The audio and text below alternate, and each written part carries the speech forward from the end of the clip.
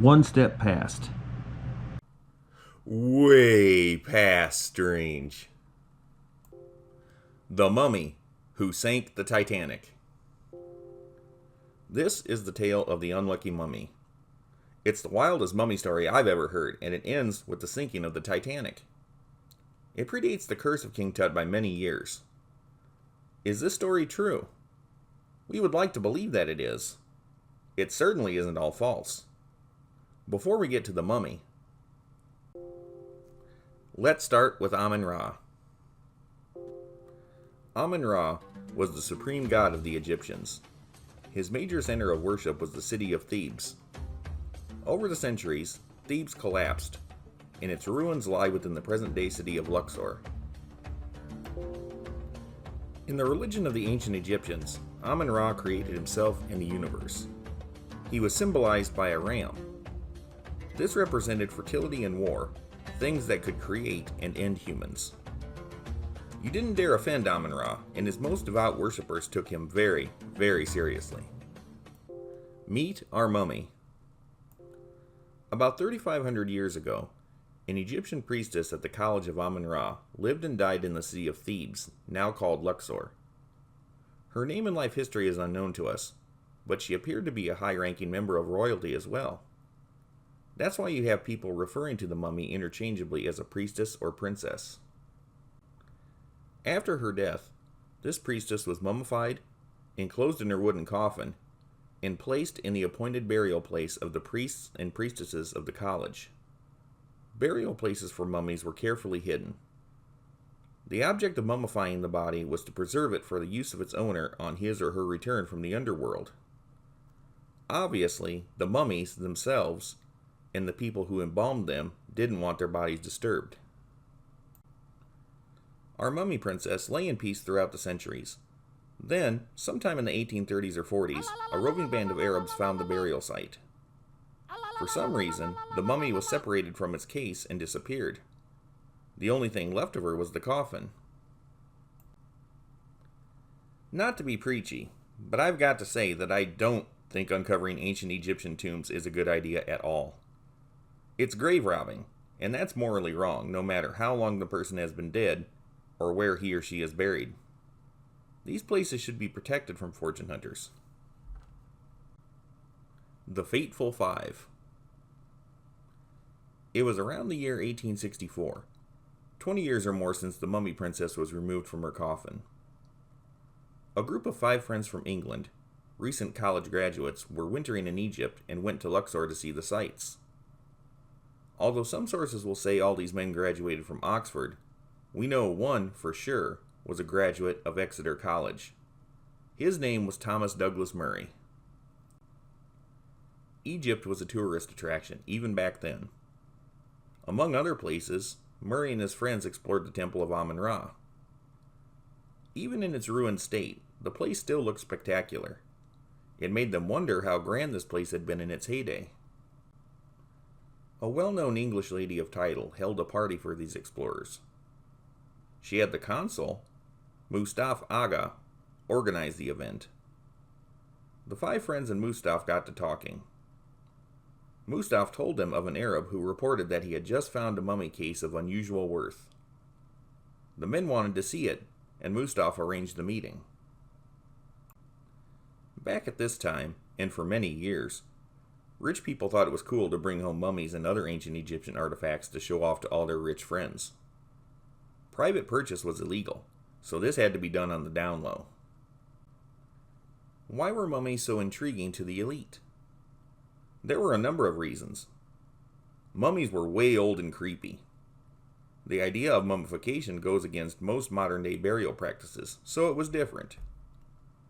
It was a challenge to bring a mummy home in the first place, due to it being illegal. Certainly, some underhanded things had to be done to acquire a mummy. Plus, there was an element of danger to having a mummy. The idea of mummy curses was far from a new concept. When a person disturbs another person's place of rest, it's like thumbing your nose at caution. Rarely, if ever, was a mummy collected by a non-museum entity because they loved or appreciated its history. Last, but not least, was the financial motivation. Mummies could be resold at a premium to someone who wanted it more. Your friendly mummy salesman. The next morning, the Arab brought the mummy case to the men for inspection. The lid bore the painting of a woman of strange beauty. Her wide, dark eyes stared into space, almost through you. Her expression was not very friendly, although it didn't look sinister. She had open palms and outstretched fingers. Thomas Douglas Murray was the one who paid the man for the mummy case. It was later said by one of Murray's acquaintances that when he looked at the eyes of the priestess, they came to life and were full of hate. His blood turned cold. Then it was decided among the 5 men who would be the ultimate owner of the mummy case. The lucky guy was named Arthur Wheeler. Almost immediately, the wrath of the mummy priestess seemed to present itself. It's as if her spirit was with them. Shortly after the transaction was completed, Murray decided to get in some target practice. As he was firing at some quail, the gun exploded in his hand. The wound was so severe that the entire arm had to be amputated.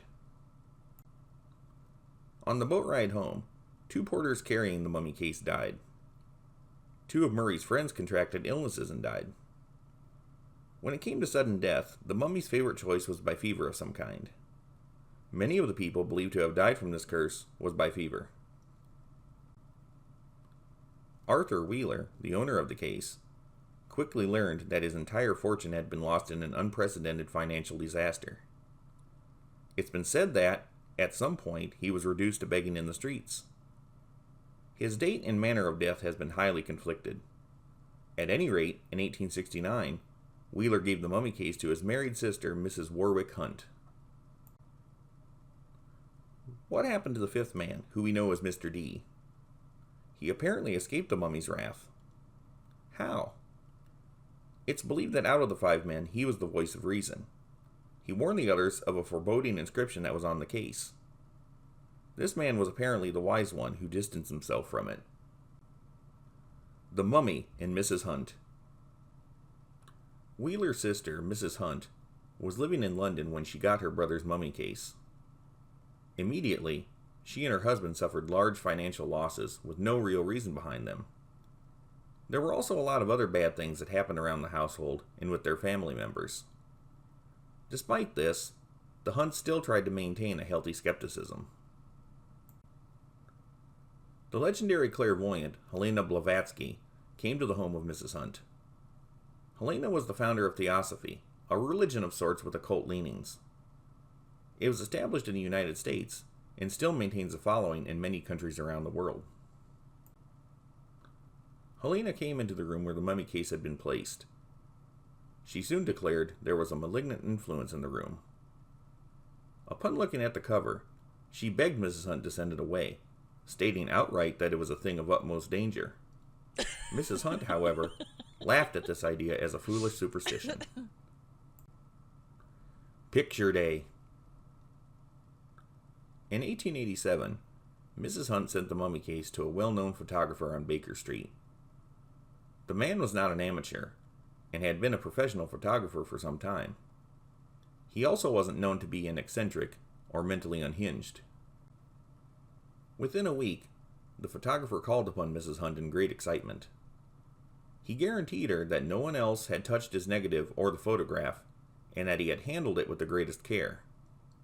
However, the portrait showed the face of a living Egyptian woman staring straight before her with an incredibly sinister, almost demonic expression.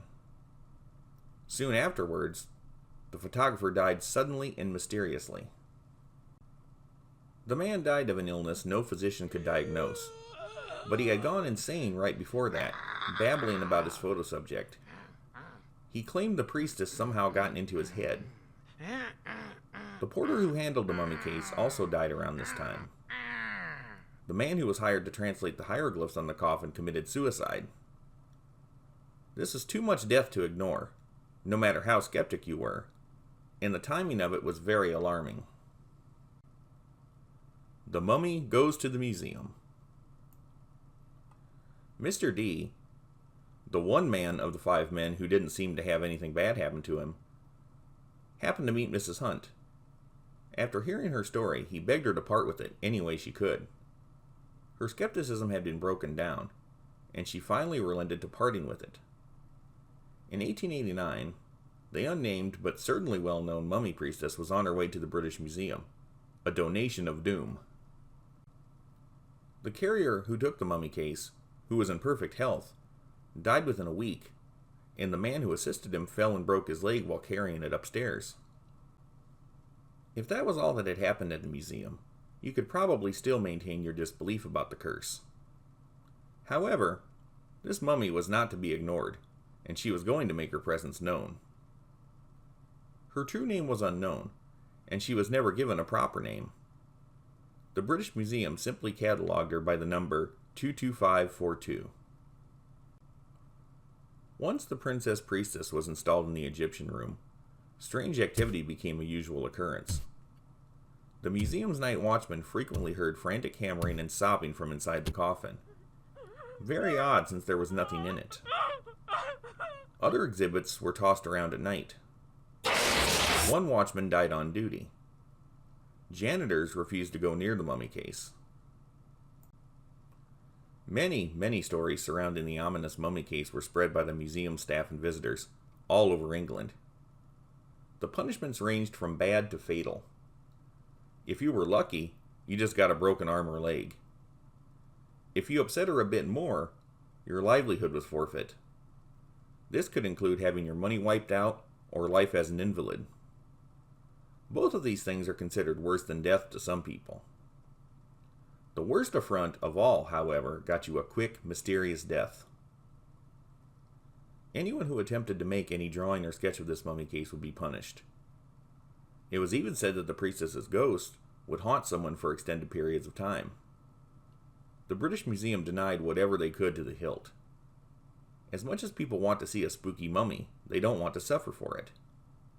Admitting certain things would have been bad business for the museum. This is not to suggest that the officials at the British Museum were bad guys. They just didn't want people to be too scared. Surely if they had realized this object was dangerous, they wouldn't put it on public display. Could all of the tragedies that happened since the mummy case's arrival be directly linked to the mummy? Probably not. Life happens. Sometimes people are just careless, and sometimes bad things happen to good people. However, there was a stigma about this mummy case, and at this point, it wouldn't have been out of line to be suspicious. You know what they say about poking the bear? Well, some people like to poke the heck out of it and never learn their lesson.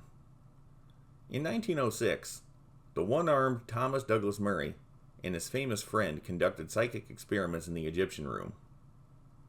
This is according to Wallace Budge, the keeper of the Egyptian and Assyrian rooms at the British Museum. The famous friend was legendary newspaperman William T. Stead. We'll get back to Stead in a bit. One thing we do know for sure is that whatever was done by Murray and Stead did nothing to quiet down the paranormal activity. Things came to a head, and the museum staff demanded that the mummy case be taken off the exhibit. They were going to strike if it wasn't. Some of the night watchmen had already been threatening to quit for a while. It couldn't be denied that too much strangeness had been happening. At least the case's removal from the Egyptian room would give peace of mind. The not-so-great ruse. The museum's director came up with a ruse. The mummy case would, in fact, be removed from the exhibit. However, a stand-in was put in its place. It's uncertain how this fake was made. As mentioned, anyone who tried to sketch the mummy case fell victim to the curse. It's possible that an existing drawing had been kept and used as a model for the replica. The real mummy case was hidden somewhere in the museum, out of public view. My question is, who was willing to move it? When did this happen? According to my research, if there was a switch, it would have happened in August or early September of 1909. If that's the case, then it was about 2.5 years before the Titanic disaster. Some sources have said it was much later, in early 1912, and that the deception was uncovered within a week. That part might be just fun storytelling. At any rate, someone figured out the switch. It must have not been a very accurate replica. An American archaeologist quickly realized that what he was seeing was not what he had seen before. He promptly made a big stink to the museum's director. If this man had told the public about the deception, it would have been very bad publicity for the museum. The museum simply couldn't put it back on display. This American archaeologist badgered the museum into giving him the mummy case. Whether he paid any money for the case, or if the museum just gave him the item to shut him up, is unknown. It's also uncertain if this case would be put in a museum, sold to a private collector, or kept by the archaeologist himself. Much like everything surrounding this mummy case, the details are sketchy. Let's just say a lot of objectionable things were done by many people. The journalists who wrote about this mummy case at the time had to piece together their research from first-hand and second-hand sources. Today, we have to piece together the narrative of this supernatural saga from the various articles that were written at the time, all of which are now quite obscure. The mummy goes for a boat ride. The American arranged for the mummy case to be shipped to New York City. It was put aboard a brand new passenger liner called the Titanic. Although it was only the ship's maiden voyage, it had long been touted as being unsinkable, that it couldn't happen. If the mummy case was put aboard the Titanic, then it might have been on the morning of April 10th, 1912 when the passengers began arriving. It's possible that it could have been loaded earlier than that. After all, this was snuck on board. Did the American who took the case board the Titanic as well? We don't know for sure, but it's likely. Many people who try to debunk the saga of the unlucky mummy point out that there was no mention of the mummy case in the Titanic shipping records. This shouldn't be a surprise. Why would this be mentioned in the shipping records? The mummy case was already infamous for having killed, maimed, or impoverished many people. No one, passengers or crew, would be happy knowing that this thing was on board with them. According to legend, the mummy case was not placed in the hold, but behind the command bridge. It was encased in a wooden crate. On the night of April 14th, 1912, and going into the next morning, the Titanic sank to the bottom of the Atlantic Ocean. If the sinking of the Titanic was the mummy's doing, then she took over 1,500 passengers down with her. At any rate, this is the last time the mummy would strike. Nothing new has been reported of her since this terrible tragedy. If we are to believe that the mummy case went down with the Titanic, then it could only mean that the unlucky mummy that still resides at the British Museum is a fake. That's right! You're a big fat phony! The British Museum has always denied claims that the infamous mummy case was cursed. We do know that over the years it has left the museum on a number of occasions. It's also been taken off display a number of times for extended periods. Did anything strange happen when the mummy case visited other countries? We don't know, but it would be interesting to find out. Here's what we do know. Many articles were written about this mummy case for years before the Titanic disaster. All of the information was based on incidents that happened years before the articles were written. No one who was specifically mentioned in the articles publicly denied what was written. Many years later, the brother of Thomas Douglas Murray, named Colonel Sir Wyndham Murray, confirmed the truth of the curse. This story cannot be completely untrue because there are too many things that we know as fact. Could the mummy case, still known only as 22542, be a fake? It's an interesting question to ask. Upon researching this story, I noticed that early writers always referred to it as a mummy case, meaning the whole coffin.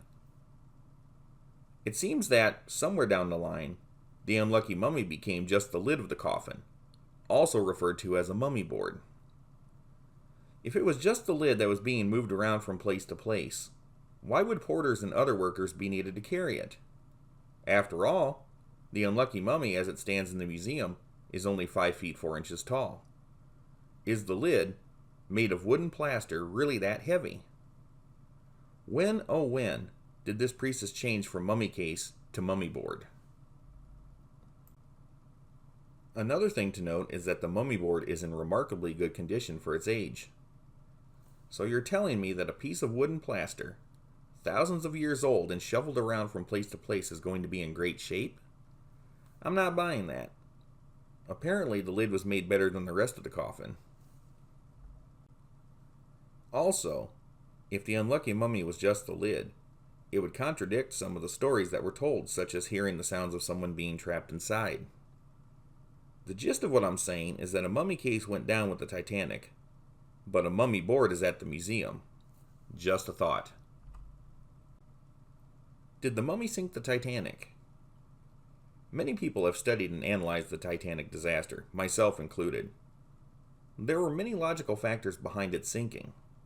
However, in all that logic, there have always been things about the disaster that don't connect and don't make sense. I urge anyone watching this video to watch or read anything connected with the Titanic disaster. Ignore the fiction. Although the Titanic is easily its own subject, separate from this mummy's curse, there are two things that should always keep you wondering. 1. Captain Edward John Smith was the top captain for the White Star Line. He had much experience and was no fool. This wasn't his debut, and White Star would never have put him in charge of the Titanic if they didn't have unshakable confidence in him. There was a lot of money behind the Titanic, and its success was vital to the company. 2. How in the world do you not see an iceberg? How is it that no one aboard the ship saw the iceberg earlier than they did in time to avoid it? I can't believe that no one asks this question more often than they do.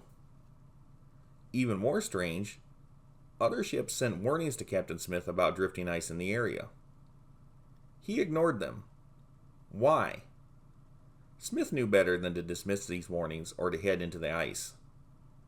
He was compelled to stay the course. It really does seem that some other force was at work. William T. Stead. The most famous Englishman to die on the Titanic was William Thomas Stead. Remember that name? He was one of the two men, the other being Thomas Douglas Murray, who conducted strange psychic experiments around the mummy case back in 1906. He was also a very important public figure.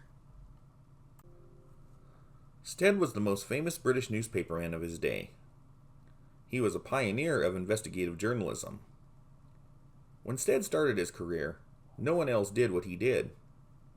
His style of journalism, however, was quickly imitated and is now the standard element of big-time reporting. He also became a successful editor.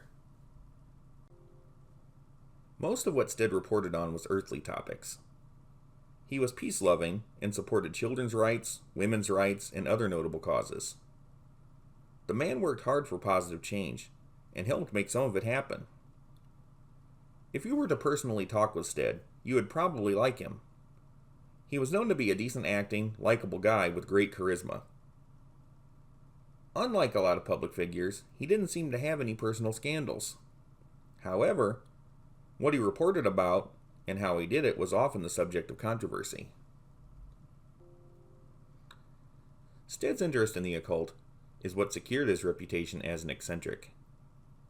His fondness for the subject was viewed as downright nutty, especially in the stuffy Victorian era. He followed the case of the unlucky mummy and was certainly interested in it. However, he refused to write about it himself. Stead admitted to being scared of the mummy's wrath.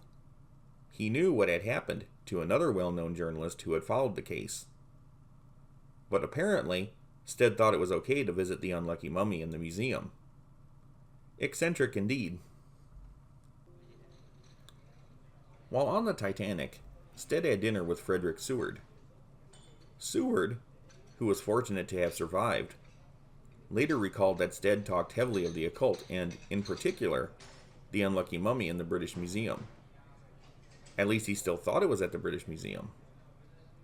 Shortly after their dinner, a little over an hour later, is when the Titanic first struck the ice. What happened after that has become the stuff of patriotic British legend. Stead was self-sacrificing and helped women and children onto the lifeboats. He gave his life jacket to another passenger. It's even been said that he was the one who directed the orchestra to play Nearer My God to Thee as the ship went down. A survivor by the name of Philip Mock said that he saw Stead clinging to a raft with American businessman John Jacob Astor IV. Their feet became frozen, and they were no longer able to hold on. Although Astor's body would later be recovered, Stead was never seen again.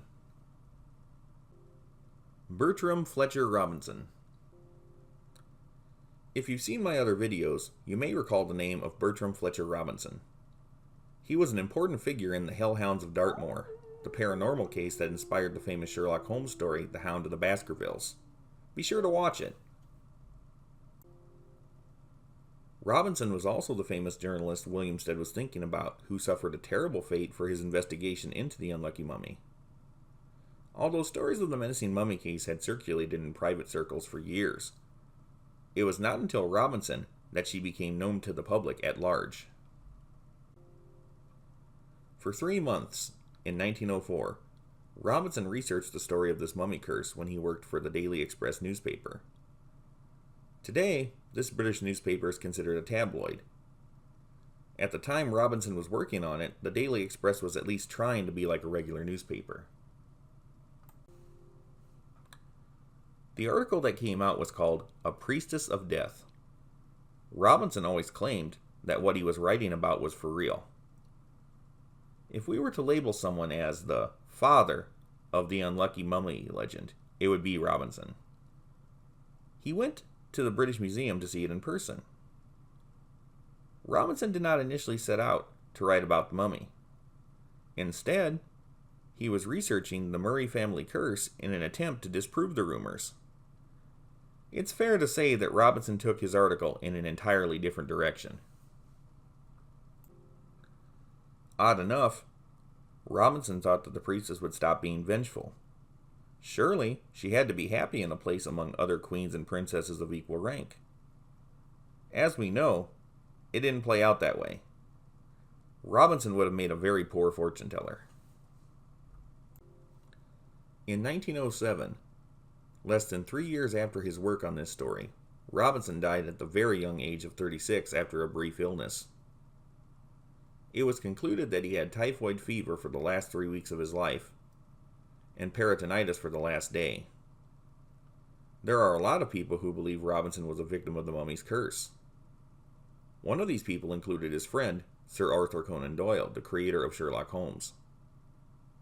Doyle pleaded with Robinson to stop his investigation of the mummy, but his friend persisted. If the priestess did have something to do with Robinson's death, the question to ask is, why didn't he die sooner, in the middle of his research? In any measure, his death was sudden and weird, and common among the deaths associated with this legend was due to fever. The popularity of Robinson's article inspired others to write about it. The Washington Post newspaper in America wrote 4 articles chronicling the adventures of the mummy case.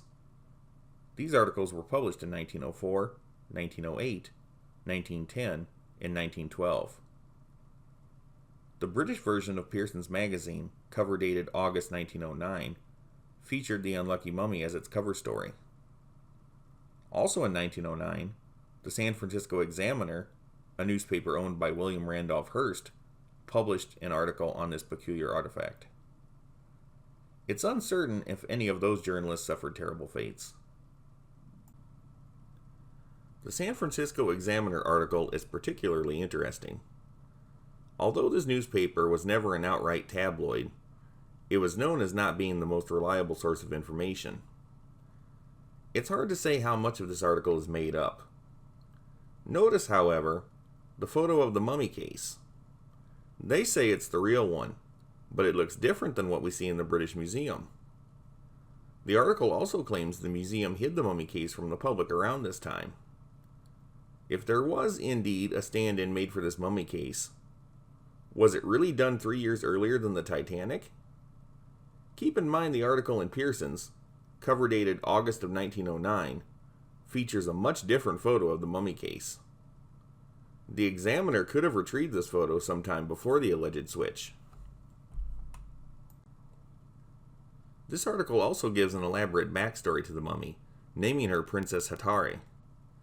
Even I question its authenticity, but it contains information you'll be hard-pressed to find anywhere else. This includes names of the two men who carried the case into the museum, among other details. It would be good to know how much of this article is genuine. For Love or Mummy? It's fascinating how many people have tried to play down this story in the years since it first grabbed the world's attention. Some writers have gone so far as to dismiss every single detail, like the entire saga of the unlucky mummy was a hoax. Perhaps if they looked closer into the situation, these debunkers would find kernels of truth. Is the whole story of the unlucky mummy true? That's for you to decide. What I can tell you is that everything I presented is based on the actual articles that were published about it. I didn't make up anything. On a final note, no new activity about the unlucky mummy has been reported since the sinking of the Titanic in 1912. What the British Museum says is the unlucky mummy is still there, but no new articles have been written about strange activity occurring in the Egyptian room. There was a lot of activity reported before the Titanic disaster. Why would the wrath of the priestess end in 1912? It's curious that the final article from the Washington Post marked the end of any new misfortunes from the mummy case. The mummy, whoever she was in life, was a real person at one time. If she was truly a tortured soul in death, she deserves sympathy. This is not to excuse all the terrible things that happened to people who crossed her path if she was indeed the culprit. While some of her alleged victims were looking for trouble, some were far more innocent. Taking over 1,500 people to a watery grave was very extreme. King Tut's tomb would not be discovered until 1922, 10 years after the Titanic. The series of tragic events that followed his unearthing would become far better known to the world than the unlucky mummy. As a matter of fact, the curse of King Tut is the one thing about Egyptology that every person has heard about, no matter how unfamiliar they are with the topic. Did the legend of the unlucky mummy inspire the story of King Tut's curse? Take what you will from this story, but factual or fictional, it's way past strange.